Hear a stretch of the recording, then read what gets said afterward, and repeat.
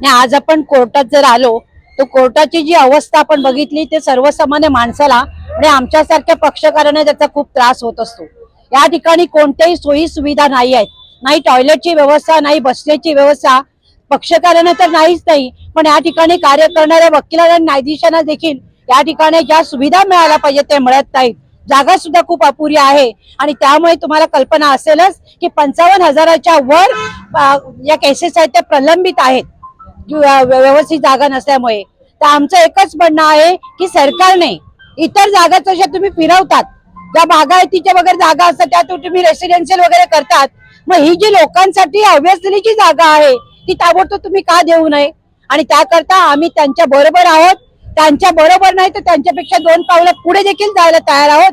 कारण काय, हा प्रश्न केवळ त्यांचा नाही तर आमच्या सर्वसामान्य माणसांचा हा प्रश्न आहे। आणि आता त्या दृष्टीने जी सभा झाली